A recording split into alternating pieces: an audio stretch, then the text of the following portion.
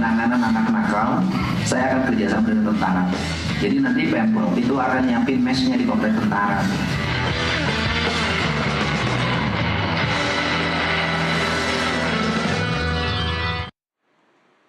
Pemirsa, Gubernur Jawa Barat Deddy Mulyadi mengumumkan penerapan kurikulum wajib militer di tingkat SMA SMK yang akan dimulai pada bulan Mei tahun ajaran baru 2025-2026 ini.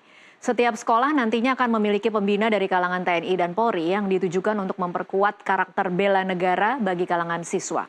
Untuk membahasnya sudah bersama saya saat ini Jasra Putra, Wakil Ketua KPAI. Selamat sore Pak Jasra. Selamat sore Mbak Tasha, selamat sore Kang Ono Surono.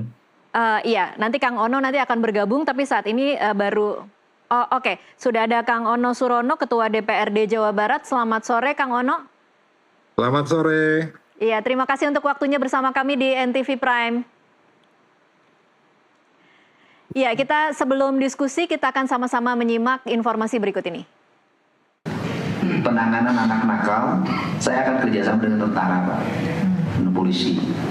Jadi nanti Pemprov itu akan nyiapin mesnya di komplek tentara. Di tentara kan ada barak tuh. Nanti kita bangunin misalnya 30 mes atau 40 mes. Nanti Bapak di sekolahnya, anaknya asup-asup sekolah. Panggil orang tuanya, nanti panggil tentara jemput ke rumahnya bawa, Pak. Nanti selama 6 bulan dididik, Pak, di situ 6 bulan dididik disiplin, bentuknya lagi, dan itu dilakukan oleh Tiongkok, Brasil. Nanti pembiayaan segala macam dikerjasamakan dengan Bupati Wali Kota dan Pemprov. Nanti kabupaten, daerah yang paling rawan saja. Nah sekarang gini, orang tuanya ketika anaknya nakal, ku bapakna teu sieun ka saha? Pan baheula mah sok saya bejakeun kaki sia. Sieunan, bejakeun ka bapak, sieunan. Ayeuna mah teu sieunan, akhirna ge. Teu sieunan belas ayeuna mah. Tapi ini cara, Pak. Ya sudah, kalau mun bangor teh sekolah saya telepon Dandim. Telepon Danion ini, telepon ini, nanti jemput. Bangsa urang mah, bangsa budak kudu sieun tah. Kunaon budak ayeuna jadi kieu eueuh nu dipika sieun. Ya teh kasarahan saha? Kasarahan kolotna.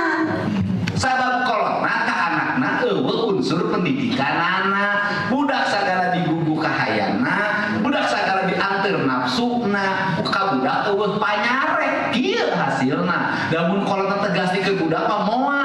Kolotna eueuh wibawana hareupeun budak eta.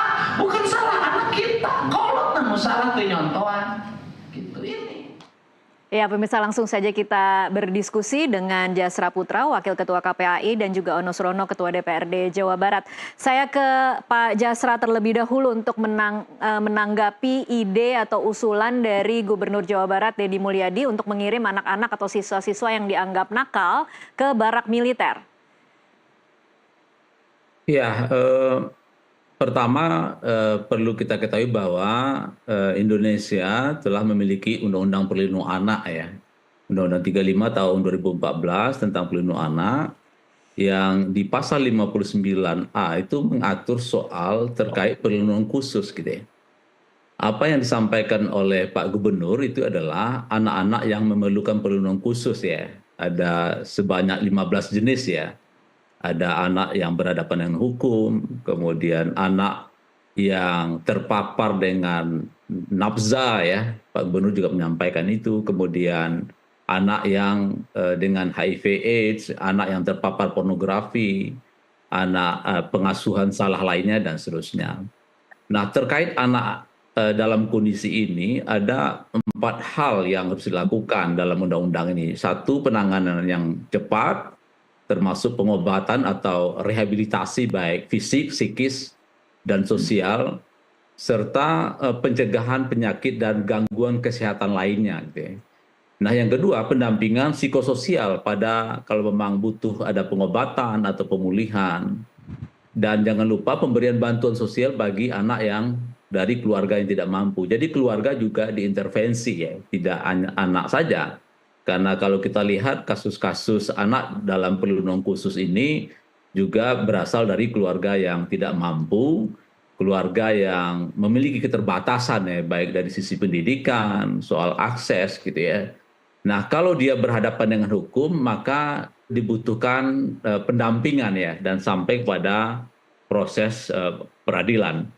Nah, terkait teknisnya bagaimana dan seperti apa, kita sudah memiliki peraturan pemerintah PP 78 tahun 2021. 15 jenis itu sangat detail sekali gitu ya. Karena waktu kita terbatas, poinnya adalah satu, saya melihat usulan Pak Gubernur ini sebetulnya ini kan pola rehabilitasi yang sudah dilakukan oleh pemerintah dan pemerintah daerah ya, 6 bulan.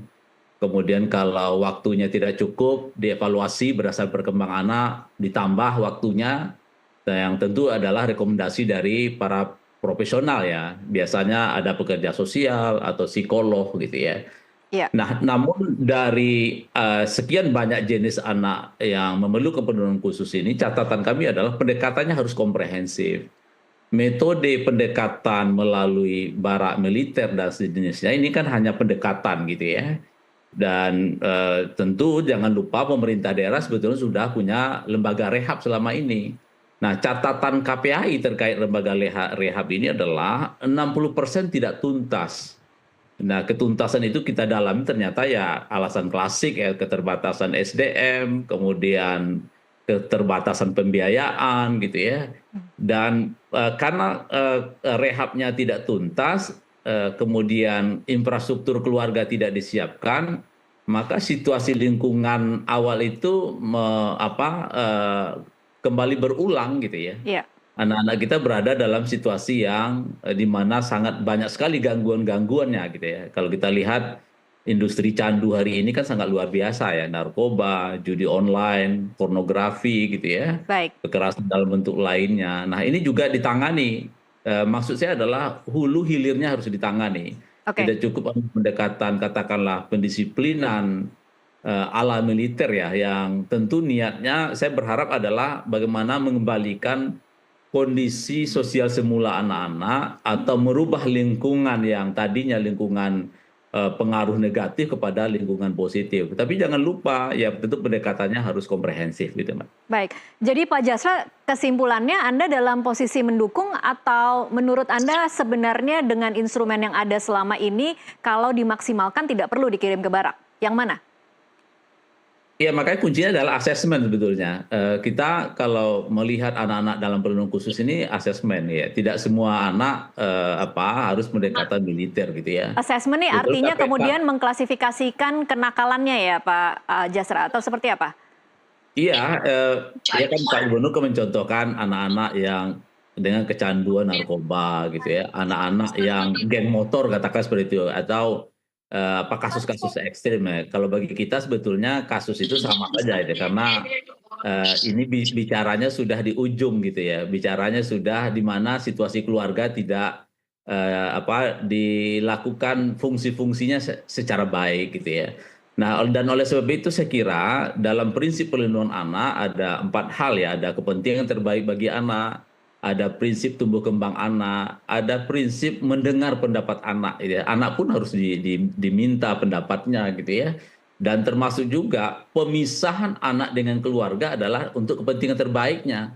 Karena kalau 6 bulan atau setahun kan cukup panjang ya pemisahan itu, walaupun sebetulnya keluarga bisa berkunjung gitu ya.